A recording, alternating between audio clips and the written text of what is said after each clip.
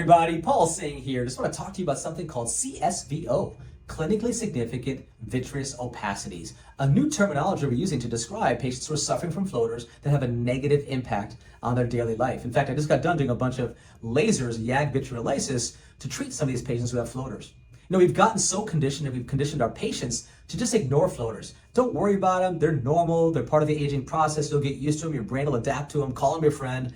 But a lot of these patients just don't get used to them. They're suffering. And I've done about 6,000 of these YAG lasers now over the last decade and a half. And I can tell you these patients truly are suffering. And the impact after the laser is truly significant. In fact, it rivals that of cataract surgery sometimes.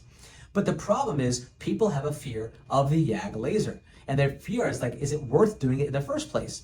First of all, there's a number of data sets out there showing us patients who have floaters are truly suffering. In fact, Dr. Wagley back in 2011 published a paper in the AJO that showed us that patients who had floaters not only are suffering, but have a higher risk tolerance to take care of their floaters than that of those who have, say, asymptomatic HIV, certain cancers, diabetes, etc. So people are suffering and want something to be done. But the problem is there's a fear of the laser itself. It blow up the eye, is going to cause a retinal detachment, is going to cause an IOP spike. What's going to happen? Well, first of all, I think it's important to recognize that the most important part of a YAG laser treatment is to know where you are, spatial awareness, spatial context. We use a special YAG laser that has coaxial illumination that allows us to see all the way from the lens to the retina. Standard YAG lasers don't have that coaxial illumination, so you can't see all the way from the lens to the retina. We also use a special lens. We use something called a Singh mid-vitreous lens. I have no financial interest, but I helped develop a lens that would allow us to see the entire vitreous cavity. And we can see is a floater in focus and is a retina also in focus at the same time. If that's the case, you don't fire. If the retina is out of focus at the same time as the floater is in focus, you're fine to fire. Same thing with the lens. We can go oblique, non-coaxial with our slit lamp and see the posterior capsule and see where's the floater in relation to the posterior capsule. So knowing where you are is the most important way to prevent firing and hitting the lens or the retina.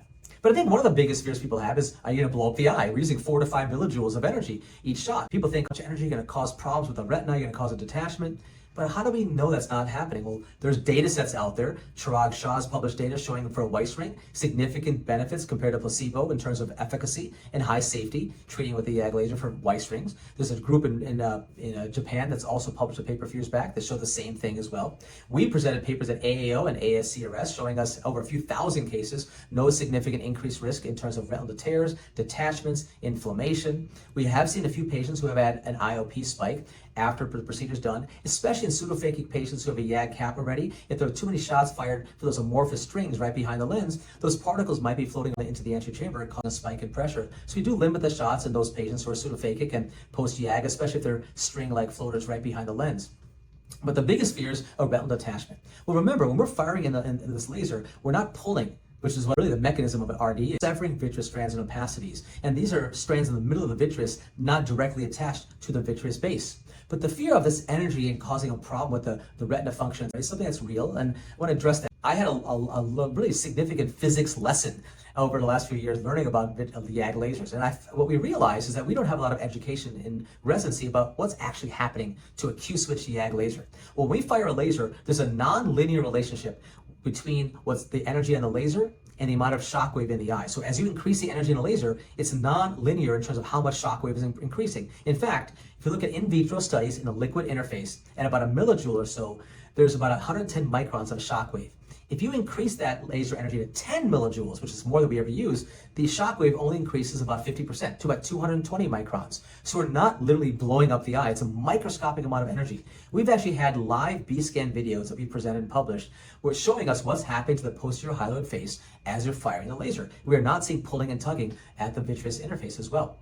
So I think it's important to understand the physics and understand there's different techniques. There's definitely different technologies that we use to allow high safety, and the right patient is important as well. So I think the most important thing is not to ignore the floaters. If you don't feel comfortable doing it, there's someone in the area that you can refer to. I think it's an option, but these patients aren't crazy. They do suffer, and I think there's an opportunity to help them as well. Hope that helped everybody. Thanks so much.